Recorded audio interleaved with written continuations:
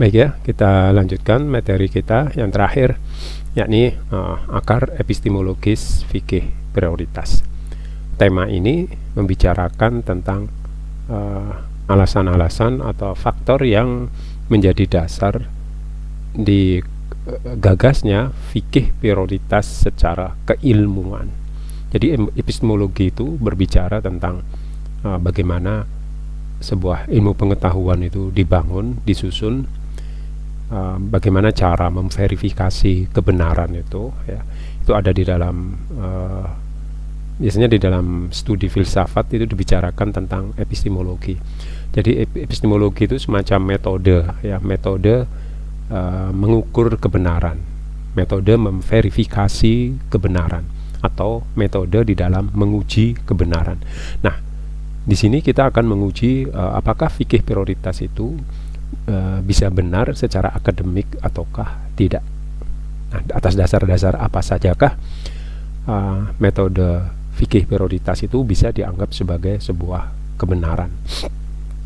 Nah, di akar epistemologi sini juga membicarakan tentang premis-premis sebenarnya. Ya, premis itu pernyataan-pernyataan yang bersifat umum yang kemudian ditarik menjadi satu kesimpulan besar, dan itu pada akhirnya menjadi dasar bagi dikembangkannya fikih prioritas. Nah, apa saja faktor-faktor yang mendorong bagi dimunculkannya gagasan fikih prioritas itu? Yang pertama adalah bahwa kenyataan sebagian muslim tidak memperhatikan atau tidak melaksanakan atau tidak mengindahkan sampai pada satu batas yang sangat besar fardu-fardu kifayah yang berkaitan dengan umat secara menyeluruh. Nah, maksudnya begini, umat Islam ini menyadari bahwa mereka sudah bisa memilah mana perbuatan, mana tindakan, mana amaliyah yang masuk kategori fardu ain dan mana yang termasuk fardu kifayah. Nah, di antara fardu-fardu kifayah yang sudah dikategorisasi oleh umat Islam, ternyata gairah, semangat dari umat Islam untuk melaksanakan fardu kifayah itu tidak terlalu maksimal. Ya, jadi umat Islam itu tidak maksimal, tidak pernah mengupayakan kekuatan potensinya sampai pada satu batas yang di titik yang usaha paling akhir. Artinya sebenarnya umat Islam tidak terlalu bersusah payah, umat Islam tidak terlalu berusaha untuk mempergunakan, memanfaatkan tenaganya, pemikirannya dalam bidang-bidang fardu kifayah. Misalnya, di dalam peningkatan kualitas keilmuan, umat Islam jika dibandingkan dengan umat lain, bahkan jika dibandingkan dengan ateis sekalipun, kita itu masih kalah jauh. Standarnya apa? Indikatornya apa bahwa kita itu umat Islam kalah dengan ateis dalam pencapaian teknologi, pencapaian sains dan pengetahuan? Ini bisa kita lihat dari jumlah umpamanya piagam pengakuan dari lembaga Nobel, lembaga anugerah Nobel itu, umat Islam sangat sedikit yang mendapatkan anugerah Nobel dari kualitas kita dalam menemukan ilmu pengetahuan, umpamanya sains di bidang fisika, kimia, itu kita tidak pernah menerima anugerah Nobel itu. Tapi orang non muslim, ateis itu banyak, ya, banyak yang berhasil memperoleh penghargaan Nobel atas kemampuan mereka di dalam merekayasa sains, merekayasa ilmu pengetahuan. Kita tidak pernah mencapai pada tahap menciptakan keilmuan, ya, merekayasa keilmuan, menemukan keilmuan. Kita hanya sampai pada tahap mencari pembenaran sebuah keilmuan dari Al-Quran atau hadis. Jadi ketika orang non-muslim menemukan sebuah teori atau ilmu pengetahuan, nah, ya, apa yang dikerjakan oleh umat Islam? umat Islam sibuk mencari pembenarannya di dalam Al-Quran, bahwa apa yang sudah ditemukan oleh orang Barat, apa yang sudah ditemukan oleh orang-orang ateis dalam pencapaian teknologi mereka, itu sebenarnya semuanya sudah ada di dalam Al-Quran. Jadi komputer sudah ada dalam Al-Quran, teknologi robot ada di dalam Al-Quran, rekayasa genetika semuanya ada di dalam Al-Quran. Jadi semua ilmu pengetahuan, baik yang sudah muncul maupun yang belum muncul, itu semua ada di dalam Al-Quran. Dan kita hanya mengatakan begitu tanpa kita tidak pernah menemukan ilmunya sebagai orang yang membaca Al-Quran. Jadi ini ada yang cukup ironis ya. Kita mengaku Al-Quran itu sebagai sumber ilmu pengetahuan, di dalamnya mengandung banyak ilmu pengetahuan, dan kita orang yang setiap hari membaca Al-Quran, tapi kita tidak pernah menemukan ilmu pengetahuan. Itu ironis. Justru orang yang tidak pernah membaca Al-Quran bisa menemukan sejumlah ilmu pengetahuan, sejumlah sains, padahal mereka tidak pernah membaca Al-Quran. Seharusnya kita sebagai orang yang setiap hari membaca Al-Quran seharusnya bisa menemukan ilmu-ilmu itu yang katanya bersumber dari Al-Quran.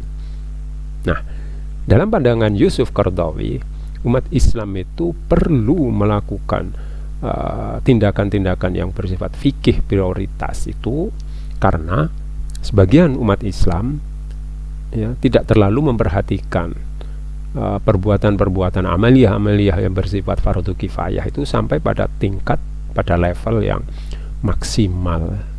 Kita itu hanya santai-santai saja. Oh, ini fardu kifayah. Mencari ilmu itu fardu kifayah. Sudah ada yang belajar, sudah ada yang mendirikan universitas, sudah ada yang mendirikan pondok pesantren. Ya sudahlah, berarti sudah selesai kewajiban mendirikan membelajarkan ilmu pengetahuan. Dan yang sudah membelajarkan ilmu itu juga tidak sungguh-sungguh, karena tidak muncul ya teori-teori keilmuan dari Universitas Islam. Ya, kita masih sulit menemukan teori-teori dalam dunia kesehatan, dalam dunia ekonomi, dalam dunia politik, dalam dunia hukum yang itu merupakan produk dari Universitas Islam. Semuanya dari produk-produk universitas non-muslim. Nah, itu yang jadi masalah. Sehingga kemudian lewat fikih prioritas ini, Yusuf Qaradawi mendorong kepada umat Islam untuk lebih memperhatikan kembali beberapa amaliyah-amaliyah yang bersifat fardu kifayah itu untuk ditempatkan pada tempat yang sesungguhnya. Ya, jangan diabaikan. Terutama umpamanya dalam bidang industri, ini.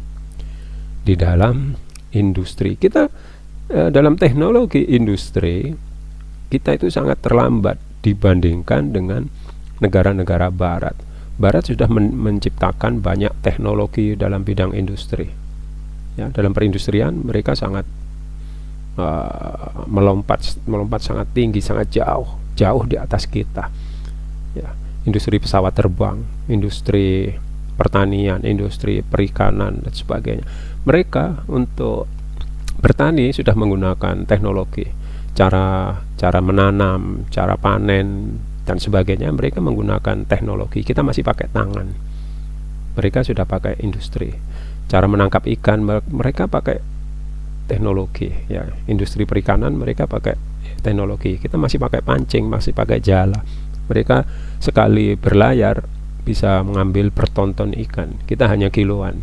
Nah, ini artinya sebagai umat Islam untuk hal-hal yang bersifat fardu kifayah, jadi menuntut ilmu, kemudian bergerak atau bekerja dalam dunia industri, dalam teknologi perang, semuanya ini kepiawaian dalam peperangan. Kita masih kalah sampai detik ini. Ya. Jadi teknologi perang kita tidak bisa maksimal, kita berada di bawah kekuasaan Amerika, Israel dan sebagainya. Karena teknologi kita dalam perang masih sederhana, kita tidak maksimal. Ya, kita menganggap bahwa itu tidak penting perang itu, atau perang itu nanti aja kalau sudah betul-betul terjadi perang baru kita belajar. Nah, mereka sudah sampai, mereka orang non-muslim itu sudah punya senjata pemusnah, kita baru belajar cara bagaimana bikin senjata pemusnah. Ini artinya belajar ilmu pengetahuan baik dalam bidang industri, peperangan, kemudian dalam banyak hal ya, kita hanya sambil lalu, tidak sungguh-sungguh. Ya, itu terbukti bahwa kita itu lebih suka pidato-pidato. Ya, kita suka ceramah-ceramah. Ya, ceramah di Indonesia, aktivitas ceramah itu sangat tinggi. Ya, ada Gus ini, ada Kiai ini, ada Ustadz ini. Tapi yang dihasilkan apa? Ya hanya verbal saja. Hanya cerita dari satu cerita ke cerita yang lain. Hanya satu lawakan dari satu lawakan ke lawakan yang lain. Jadi kita hanya tertarik mendengarkan ceramah-ceramah yang lucu, ceramah-ceramah yang membuat kita tidak ngantuk. Tapi setelah itu ya sudah selesai. Ceramah itu tidak bersifat memotivasi atau menggerakkan kita. Setelah mendengarkan ceramah tiba-tiba kita ingin menjadi seorang teknolog, kita akan menjadi teknokrat, tiba-tiba kita akan menjadi seorang ilmuwan dengan ceramah itu. Tidak pernah kita punya penceramah yang bisa membangkitkan, membakar semangat generasi umat Islam untuk bekerja lebih sungguh-sungguh untuk hal-hal yang sifatnya fardu kifayah. Itu kita hanya melaksanakan hal-hal yang fardu ain saja, sholat, zakat dan sebagainya. Itu aja yang kita lakukan. Sementara untuk mencari ilmu, membangun peradaban yang itu merupakan fardu kifayah, tidak kita lakukan. Ataupun jika kita lakukan, kita hanya sambil lalu. Oke, itu yang pertama. Sehingga fikih prioritas itu penting agar umat Islam bisa memilah dan memilih mana yang harus dilakukan terlebih dahulu dan mana yang bisa ditunda. Yang kedua, sebagian besar umat Islam juga mengabaikan fardu ain. Jadi ada beberapa kewajiban-kewajiban dalam umat Islam itu yang merupakan taklif, merupakan azimah, itu ternyata diabaikan sekalipun itu fardu ain. Ataupun jika fardu ain itu dilakukan, tapi dilakukan tidak dengan sempurna. Misal, ya, ketika ada kewajiban amar ma'ruf nahi mungkar, namanya hadis man ra'a minkum mungkaron falyughayyir biyadihi, atau jika tidak mampu fa'ilam yastati fabilisanihi, dengan lisannya kalau tidak mampu. Atau dengan lisan nggak bisa, ya, menasehati nggak bisa, mendoakan tidak bisa, fabiqalbihi, maka menggunakan hati. Artinya kita membenci pekerjaan itu, kita membenci sesuatu yang mungkar itu. Nah, prinsip amar ma'ruf nahi mungkar ini ternyata tidak kita lakukan dengan sungguh-sungguh, dan kita lebih mendahulukan fardu ain yang lain. Fardu ain yang lain itu adalah sholat dan zakat. Kita seolah-olah lebih mementingkan pembelajaran tentang sholat dan zakat, tapi lupa tentang bagaimana membelajarkan kepada generasi ini tentang amar ma'ruf nahi mungkar. Anak-anak kita, siswa-siswi di MI, MTS, Aliyah, dan mahasiswi di perguruan tinggi, begitu pun juga dengan santri-santri di pondok pesantren, itu tidak terlalu banyak diberikan kurikulum yang berkaitan dengan bagaimana metodologi, cara, strategi di dalam melakukan amar ma'ruf nahi mungkar. Tapi kita hanya diberikan teori-teori tentang tata cara sholat dan zakat. Padahal sebenarnya kalau kita mempelajari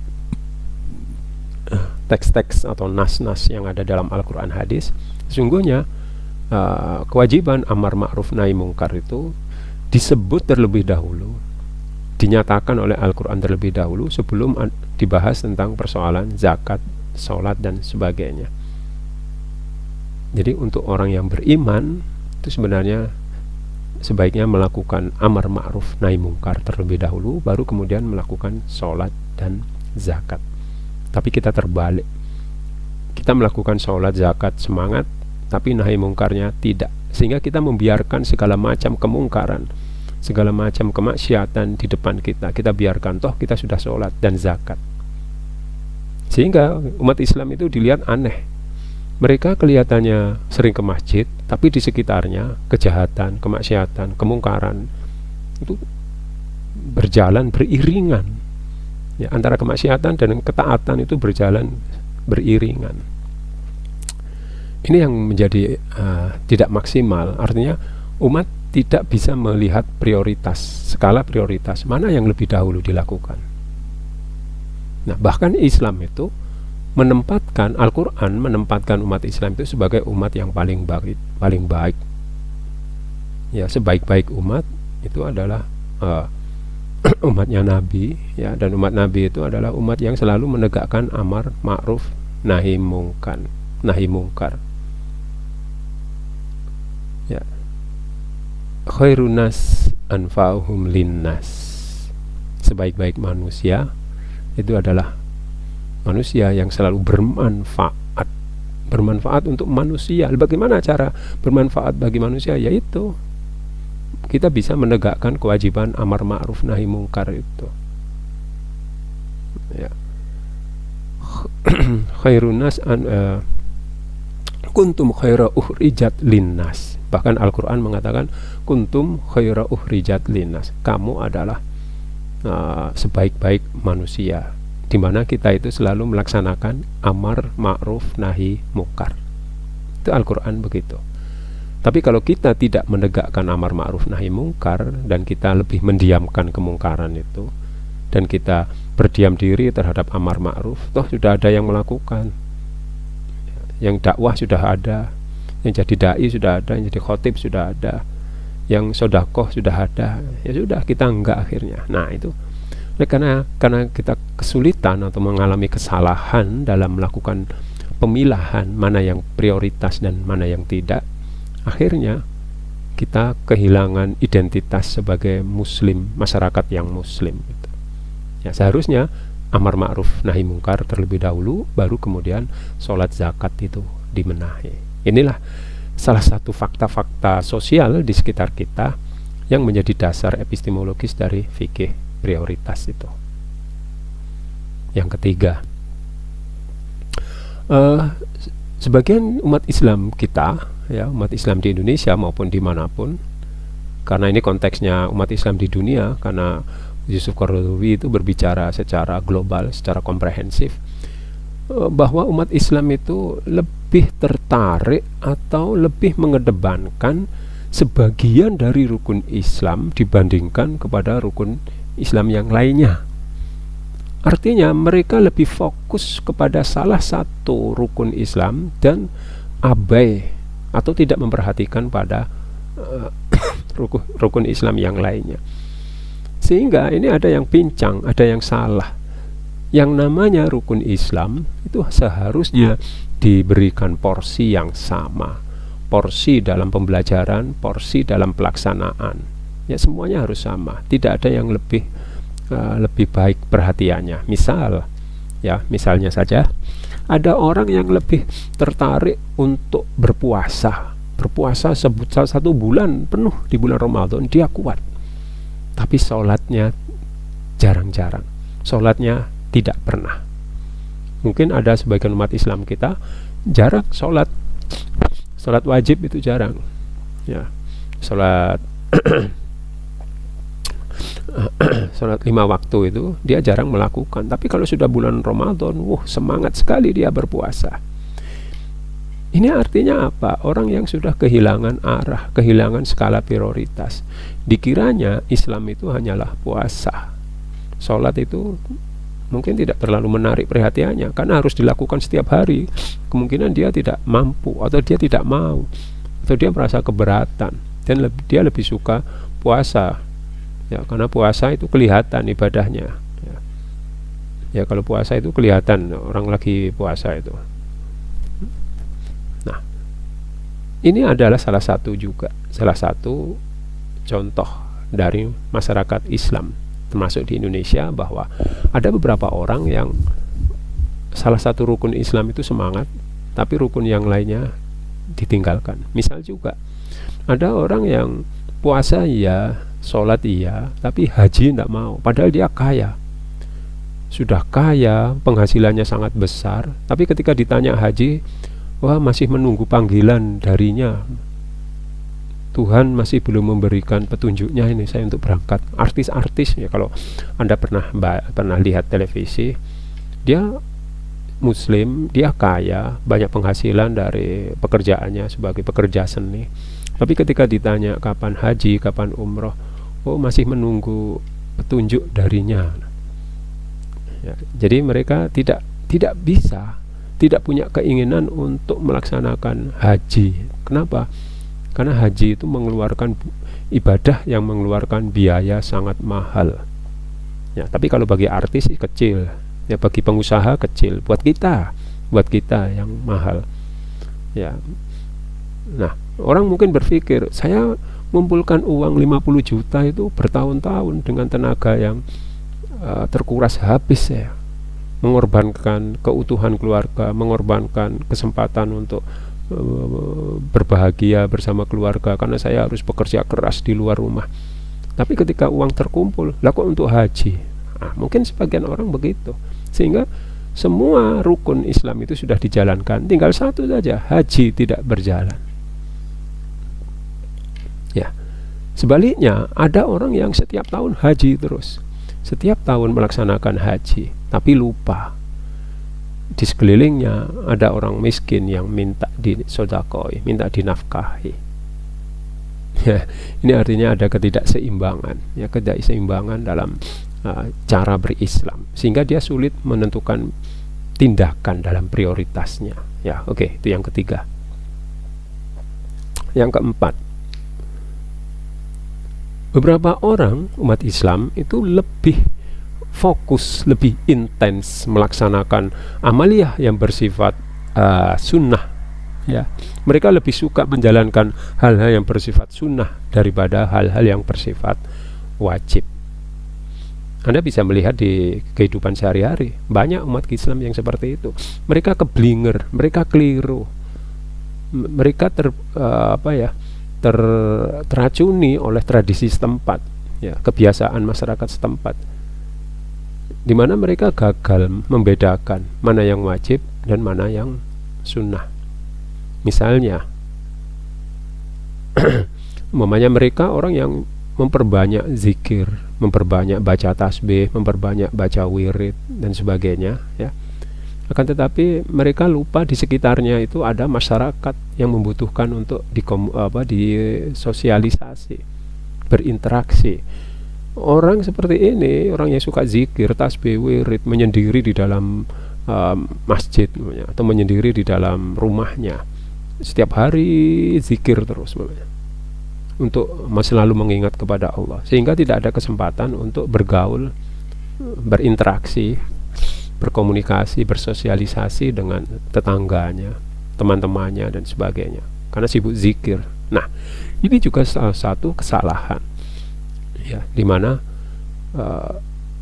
ada hal-hal yang lebih penting, ya, lebih wajib, ya, yakni menyantuni tetangganya, itu lebih wajib daripada zikir, tasbih, wirid, membaca bacaan-bacaan yang hanya untuk kepentingan diri sendiri. Atau misalnya ada orang yang lebih suka tahlil, lebih suka berjanji, lebih suka ya pokoknya tradisi-tradisi yang sifatnya sunnah, ya, dalam kategori sunnah. Tapi sholat jamaahnya tidak pernah dilakukan. Dia nggak mau sholat jamaah, males. Kalau terdengar azan, telinganya ditutup, artinya dia nggak tergerak, hatinya tidak tergerak untuk berangkat sholat jamaah. Tapi kalau dipanggil untuk berangkat tahlilan, syukuran, atau apa saja yang kaitannya dengan kumpul-kumpul dengan banyak orang, dia langsung berangkat. Tahlil, oke, nggak masalah. Tibaan, oke. Berjanji, oke. Tibaan, semua baik semua. Tapi yang jadi masalah adalah ketika sholat jamaah yang wajib itu diabaikan, sementara yang sunnah mereka sangat semangat, ya, bahkan rela berkorban uang. Bukankah ketika ketempatan tibaan, ketempatan berjanji, ketempatan, ya, tahlil dan sebagainya, dia harus menyiapkan uang untuk itu, ya, untuk menjamu, ya, jamaah tiba dan lain-lainnya. Sementara kalau ngikut sholat wajib kan tidak perlu biaya, tidak perlu mengeluarkan biaya. Tapi kenapa berat? Kenapa tidak ada yang melaksanakan? Cuma sedikit yang melaksanakan. Anda bisa mendeteksi di tempat Anda sendiri, ya. Anda perhatikan masjid tempat Anda sholat jamaah itu lebih ramai mana dengan kebiasaan warga kampung melaksanakan hajatan-hajatan yang rutin itu, entah pengajian, entah sholawatan, entah tahlilan dan sebagainya, ya. Sehingga kita sulit membedakan mana yang masuk skala prioritas wajib dan sunnah. Nah, oleh karena itu masyarakat perlu disadarkan dengan fikih prioritas, ya. Ada yang lebih prioritas, lebih penting, yang wajib lebih penting daripada yang sunnah. Dan kita nampaknya umat Islam lebih banyak yang sunnah, yang wajib lupa. Oke, yang berikutnya, sebagian umat Islam, ini fakta juga,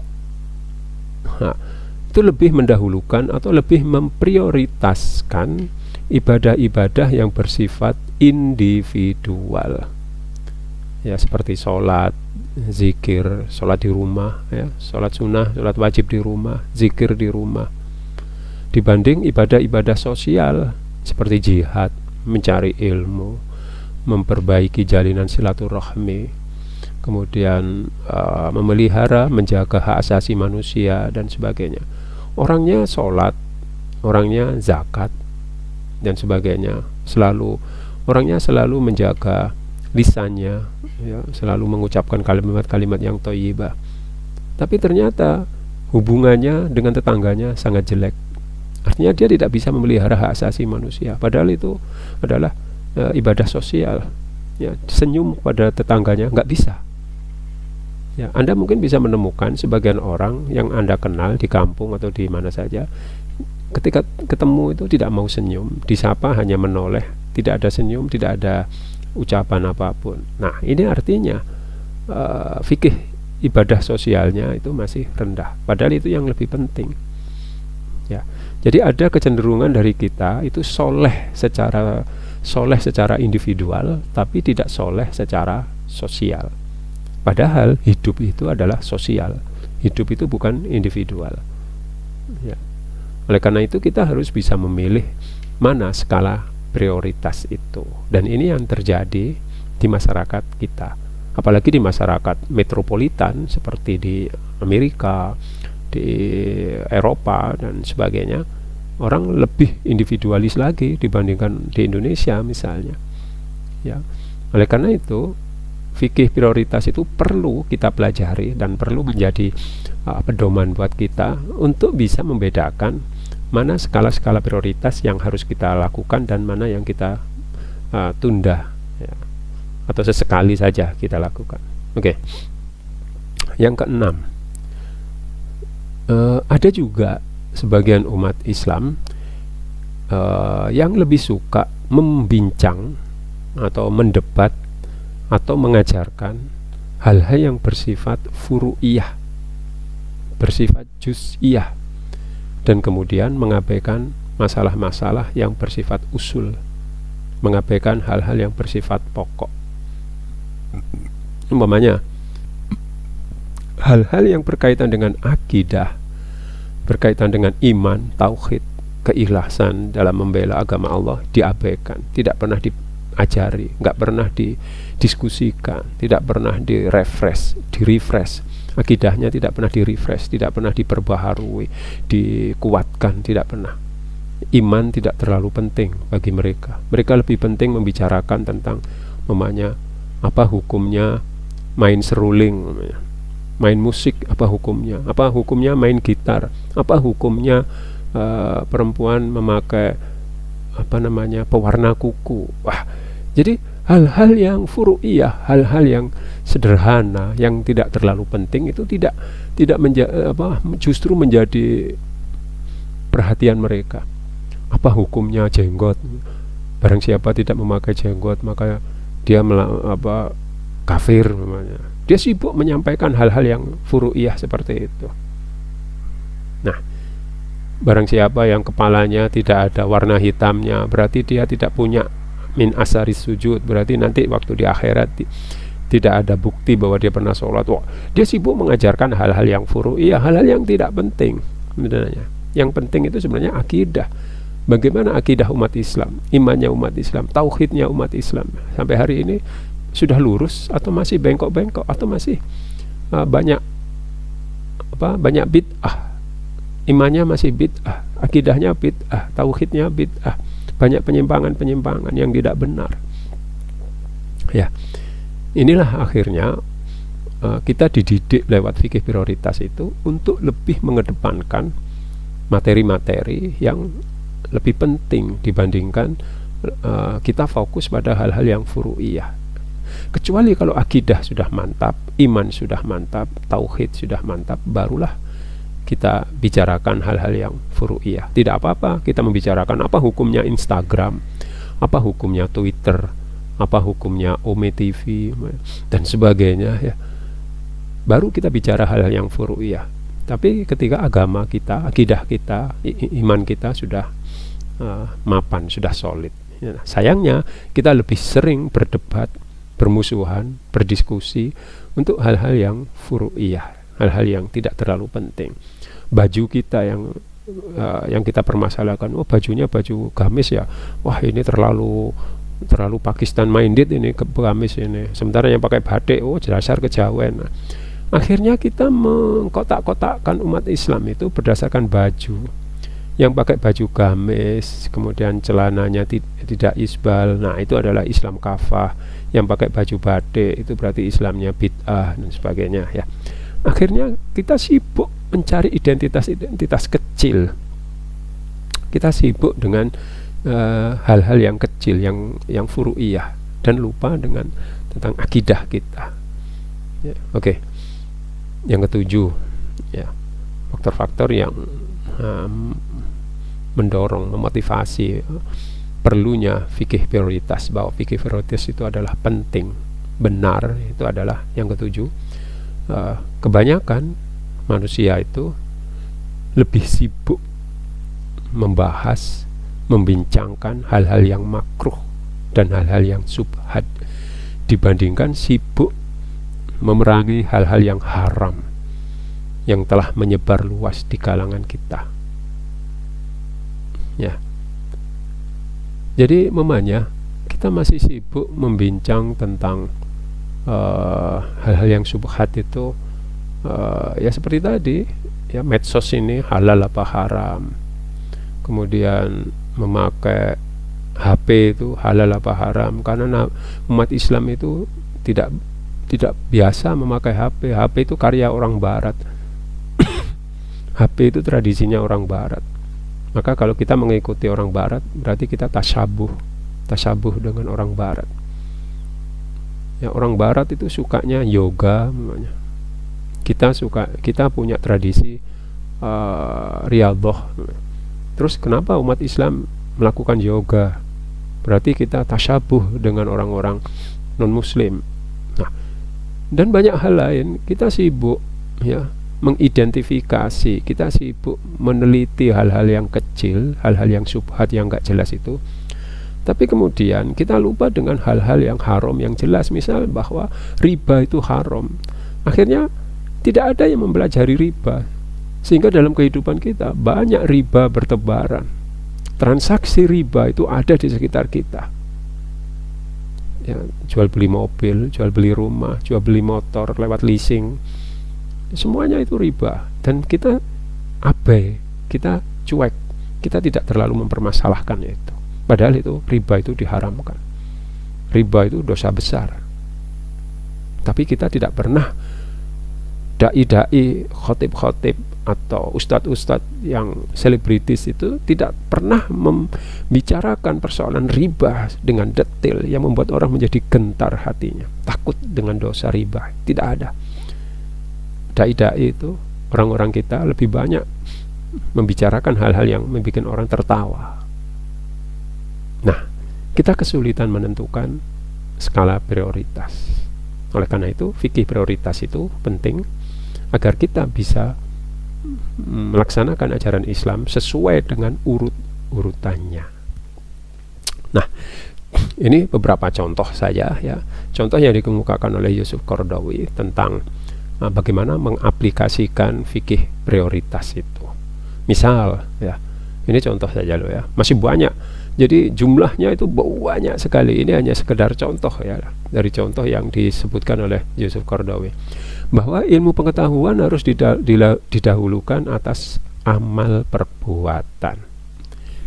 Orang berilmu itu harus didahulukan daripada sekedar mengerjakan. Umpamanya begini, Anda sholat, Anda setiap hari sholat, tapi ilmunya nggak ada. Yang ada hanya gerakan, bacaannya, syarat-syaratnya dan sebagainya tidak paham, ya percuma. Tidak ngerti hal-hal yang menajiskan wudhu, tidak ngerti rukun-rukun sholat, hal-hal yang membatalkan sholat, tidak paham. Yang penting gerakannya dilakukan. Nah, ada kesalahan dalam diri kita, dalam umat Islam, tentang pentingnya ilmu pengetahuan dibanding amal perbuatan itu. Ya, oleh karena itu kita boleh saja punya giroh yang besar, semangat yang besar ya, di dalam menjalankan perintah-perintah Allah itu. Akan tetapi semua itu harus didahului oleh pengetahuan yang sempurna. Ya, tidak hanya niat itu betul, niat untuk sholat, niat untuk zakat, niat untuk puasa, niat untuk beribadah itu bagus. Tapi lebih bagus dari itu adalah pengetahuan, pemahaman tentang itu. Contoh lagi, imam sholat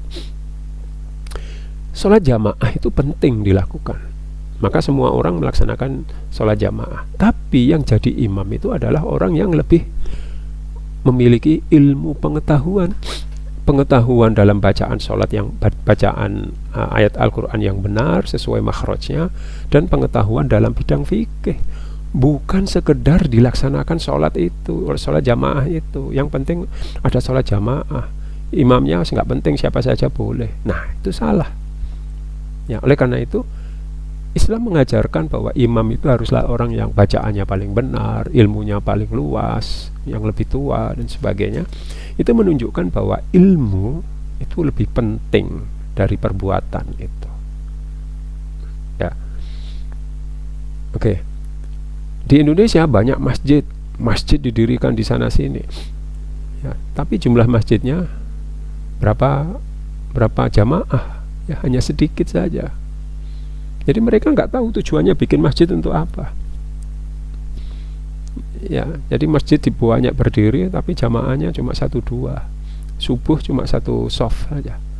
Nah, nggak paham tujuannya bikin masjid untuk apa ya. Makanya harus difahami betul. Perbuatan-perbuatan itu harus didahulukan ilmunya terlebih dahulu. Bangun jembatan, bangun masjid, tapi kalau nggak pakai ilmu, apakah berhasil jembatan atau masjid itu dibangun? Ya tentu tidak ya. Oke. Contoh yang kedua, bahwa fikih prioritas itu penting. Maksud nas didahulukan atas penampakan lahiriah. Maksud nas ya, maksud disyariatkannya sebuah hukum itu harus didahulukan daripada penampakan atau perbuatan itu sendiri ya. Misal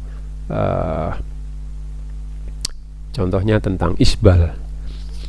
Di dalam Islam diajarkan umat Islam supaya tidak isbal, yakni memanjangkan kain melebihi mata kaki. Nggak boleh. Orang harus memotong kain itu sehingga di atas mata kaki. Jadi bagi laki-laki maka kainnya ya, sarung, jubah, gamis, celana panjang dan sebagainya itu harus di atas mata kaki. Nah, alasannya apa? Maksudnya apa itu? Oh, dulu maksudnya karena untuk menghindari kesombongan. Karena dulu zaman Nabi sangat susah mencari kain. Kalau sekarang konveksi banyak. Sekarang pabrik-pabrik konveksi ada di kampung-kampung. Lah dulu di tanah Arab itu tidak ada kapas, tidak ada pertanian kapas. Yang ada hanya biri-biri, kambing, yang dari situlah kemudian bisa dianyam atau dijadikan benang, kan kemudian jadi kain. Tapi teknologi pembuatan kain tidak semodern dan sebesar hari ini. Sehingga Nabi mengajarkan untuk orang tidak sombong tidak sombong atas kepemilikan kain yang banyak. Nah, dulu orang yang banyak kain, berlebih-lebihan dalam kain, ya itu dianggap kesombongan. Nah, sekarang lain. Sekarang ketika kain itu sudah berjibun ya, banyak sekali jumlahnya, dan memakai kain itu tidak merupakan sebuah kesombongan, maka relevansi tentang isbal itu menjadi dipertanyakan. Apakah larangan itu hanyalah larangan kesombongan, ataukah larangan menampakkan mata kaki? Di manakah efek negatifnya? Ya, di manakah dampak negatifnya orang yang memanjangkan kain sehingga harus diancam neraka? Ya. Tapi kalau kesombongan jelas, ya, barang siapa yang sombong diancam neraka, itu betul. Manusia tidak berhak sombong. Nah, maksud hadis isbal itu adalah agar manusia tidak sombong maksudnya, tapi difahami oleh sebagian orang sebagai kewajiban untuk menaikkan kain di atas mata kaki. Sebenarnya wajibnya itu bukan menampakkan mata kaki atau memanjang atau memendekkan kain, tapi wajibnya adalah kita wajib bersikap untuk sopan, bersikap tidak sombong dan sebagainya. Itu yang maksudnya itu seperti itu, ya. Oke, itu contoh saja. Yang ketiga, pemahaman nas didahulukan atas banyaknya hafalan. Banyak orang hafal hadis, ayat, ya, tapi tidak paham isinya. Padahal yang penting itu isinya, bukan banyaknya hafalan. Seorang mufasir itu lebih berharga daripada anak-anak MTS yang hafal 30 juz, namanya 30 juz Al-Quran. Kenapa? Anak-anak MTS itu tidak bisa melakukan tafsir terhadap ayat per ayat. Dia hanya bisa hafal. Ketika ditanya apa hukumnya ini, apa hukumnya itu, dia bingung, nggak paham. Kenapa? Karena yang lebih penting di dalam fikih prioritas itu adalah pemahaman atas nas, bukan banyaknya hafalan. Oleh karena itu, di Indonesia, kalau di Indonesia itu ada MTQ, Musabaqah Tilawatil Quran, di dalam musabaqah itu memangnya ada lomba hafalan Al-Quran, ya, atau lomba hafalan hadis. Maka sebenarnya yang lebih penting itu adalah bagaimana pemerintah itu membuat lomba cara seseorang memahami nas, cara seseorang mempraktekkan nas dalam kehidupan sehari-hari. Ya, jadi lebih penting pemahaman daripada hafalan. Dan umat Islam lebih suka banyak hafalan. Kalau sholat, ya, sholat jamaah, imamnya baca surat yang panjang-panjang, ya, kelihatan hafal sekali, tapi tidak paham isinya. Isinya ayat itu memangnya bercerita tentang bahaya sombong, dosa sombong. Tapi karena imamnya tidak paham ayat, maka sehari-hari karena menjadi imam, maka dia bisa sombong terhadap makmum. Nah, artinya pemahaman nasnya itu lemah. Dia hanya hafal tapi tidak bisa mempraktekkan. Nah, oleh karena itu dalam fikih prioritas yang dijadikan pegangan itu adalah pemahaman nas lebih penting daripada banyaknya hafalan. Oke. Pemikiran ijtihad. Nah, ini yang keempat, ya. Jadi yang kedua maksud nas, yang ketiga pemahaman nas, yang keempat adalah pemikiran ijtihad didahulukan atas praktek taklid. Ya, saya kira ini jelas, ya. Jadi ijtihad itu lebih penting daripada taklid. Hari ini generasi umat Islam di dunia itu lebih didominasi taklid, mengikuti pendapat ulama masa dahulu, dan tidak ada yang berusaha untuk ijtihad. Padahal seharusnya umat ini harus selalu melakukan ijtihad. Malah kita mengatakan ijtihad itu sudah tertutup, karena ulama-ulama zaman dahulu sudah membuat merancang, menggagas fikih, sehingga kita cukup merujuk pada pendapat ulama masa lampau. Nah, ini pemikiran yang salah. Seharusnya kita memprioritaskan ijtihad, baru kemudian melakukan taklid. Kita belum ijtihad, sudah taklid terlebih dahulu, bahkan mendahulukan taklid. artinya mengajarkan taklid terlebih dahulu, dan tidak berani melakukan ijtihad, menutup pintu ijtihad, melarang ijtihad. Ini kesalahan umat, sehingga ilmu pengetahuan tidak banyak berkembang gara-gara itu. Ya, gara-gara umat Islam tidak melakukan ijtihad, maka mujtahid dalam umat Islam, dalam sejarah Islam itu hanya yang kita kenal hanya 4 orang saja. Ya, Imam Abu Hanifah, Imam Malik, Imam Syafi'i, dan Ahmad bin Hambal. Hanya itu. Beliau-beliau itu saja yang disebut mujtahid. Bayangkan, sejak 15 abad yang lampau sampai hari ini, miliaran umat Islam yang pintar hukum cuma 4. Ironis sekali. Padahal seharusnya di setiap 100 tahun harus ada mujtahid, ada mujadid juga. Ada mujadid, ada mujtahid. Nah, oleh karena itu fikih prioritas itu menggempur kesadaran masyarakat muslim dari tidurnya. Selama ini tertidur dengan dunia taklid. Nah, sekarang dibangunkan untuk memasuki dunia ijtihad. Oke. Yang berikutnya, persoalan yang ringan didahulukan atas praktek yang berat. Ya, contoh ini. Contoh aplikasi dalam fikih prioritas itu, hal-hal yang ringan itu harus didahulukan atas hal-hal yang berat. Kalau hal-hal yang berat itu tidak bisa dijangkau, ya jangan dilakukan. Namanya memusnahkan COVID itu tidak bisa, menghalangi COVID tidak bisa, ya maka jangan menyerah, atau jangan kita sibuk mencari obatnya. Kita jangan menyibukkan diri membuat obat COVID, karena virus tidak punya obat. Obatnya virus itu hanya imun. Maka yang ringan itu adalah memperbaiki imunitas tubuh. Ya, jadi kita tidak usah sibuk membicarakan definisi virus COVID, macam-macam virus COVID, varian virus COVID, penyebaran virus COVID dan sebagainya kita pelajari habis-habisan. Berat. Karena kita tidak terbiasa berbicara tentang itu. Cukuplah kita mempelajari hal yang ringan. Apa? Memperkuat imun. Kalau memperkuat imun gampang, minum jamu, minum seduhan jahe, ya, air jahe dan sebagainya, itu sudah cukup. Jangan banyak berpikir, jangan banyak mengeluh positif atas kehidupan ini dan sebagainya, itu akan memperkuat imun. Nggak berat, mau ada virus kayak apapun, virus itu akan kalah dengan imun. Tapi kalau imun kita lemah, kita sudah takut dulu dengan segala macam varian-varian COVID, ya sudahlah, maka begitu kesenggol virus kita akan jatuh, kita akan menjadi penderita. Nah, jadi kita harus lebih fokus pada hal yang ringan untuk menghadapi hal yang berat. Sederhana kan? Jadi kita lebih bagus membuat persatuan umat. Bersatu dengan umat yang lain itu gampang. Tapi kenapa kita lebih suka berpecah belah, mendahulukan madhab, mendahulukan sekte, mendahulukan organisasi. Saya kalau imamnya gak NU, saya nggak mau sholat di sini. Itu memperberat.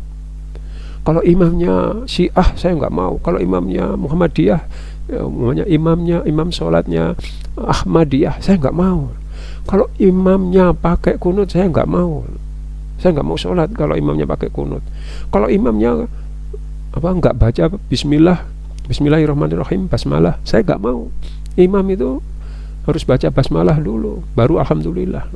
Nah, orang-orang semacam ini mempersulit diri. Padahal gampang, semua ibadah-ibadah termasuk sholat itu, ya, yang ada jamaahnya itu semuanya akan dipimpin oleh imam. Apapun yang dilakukan imam harus kita ikuti, kecuali imamnya jelas-jelas melakukan kefasikan, namanya nggak baca Al-Fatihah, langsung baca surat. Nah, itu baru.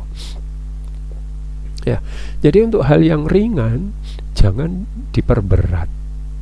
Ya, ini fikih prioritas. Yang ringan kerjakan, yang berat nanti. Ya, yang ringan-ringan dulu yang diperhatikan. Oke. Yang berikutnya, sunnah pentahapan tasyri' didahulukan atas penerapan sekaligus. Maksudnya begini, jika kita punya cita-cita, ide besar, agenda besar, mimpi besar, rencana besar untuk menjadikan Islam menjadikan Indonesia sebuah negara Islam, Maka kita jangan kemudian memaksa pemerintah Indonesia mengakui cita-cita kita itu, mengakui mimpi besar kita, dan kemudian kita melakukan gerakan untuk mendirikan negara Islam. Kemudian kita mengangkat senjata, beli senjata, membentuk organisasi clandestine, organisasi bawah tanah yang anti pemerintah, yang tujuannya adalah mendirikan Islam. Islam itu harus ya'lu wa la yu'la alaih.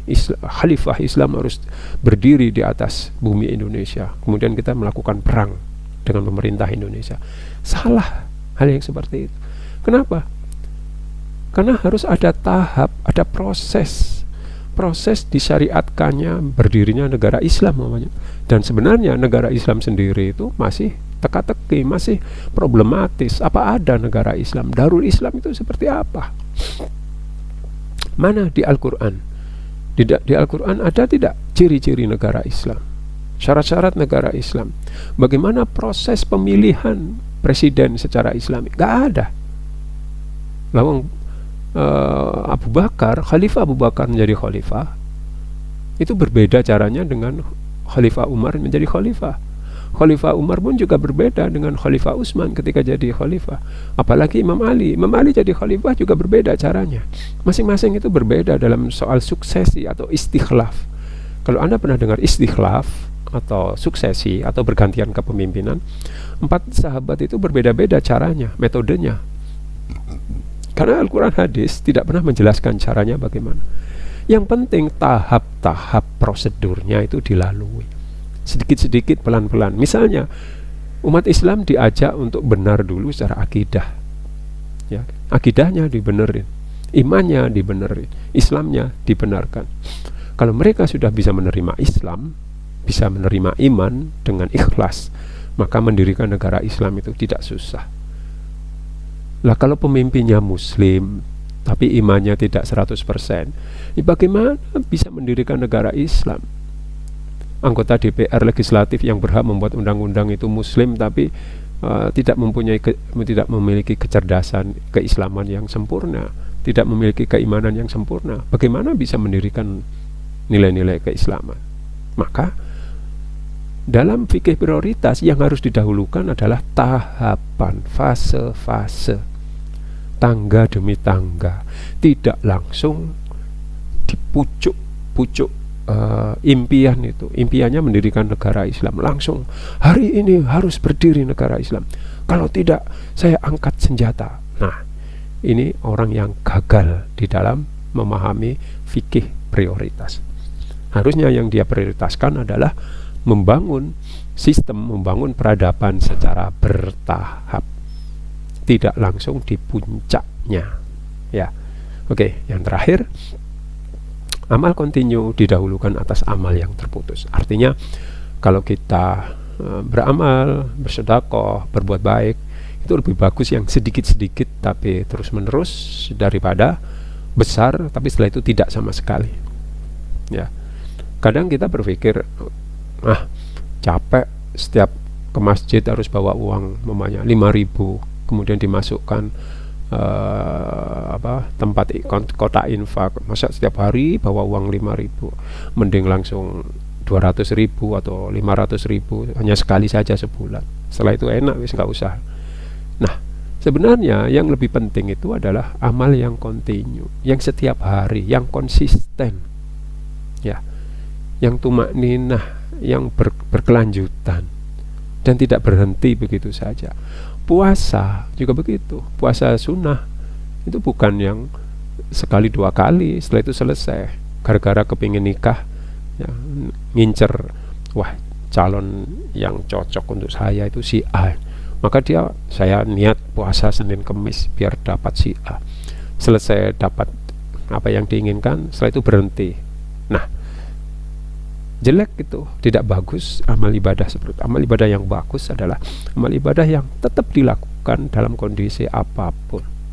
Ini menurut pandangan fikih prioritas, ya. Jadi ini hanya contoh, ya, ini hanya contoh. Sebenarnya contohnya bisa sangat banyak sekali, ya. Ini hanya sekedar contoh aja bahwa fikih prioritas itu penting dan harus kita jadikan standar baru dalam beragama, dalam berhukum di masa-masa sekarang ini. Saya kira ini apa yang bisa saya sampaikan.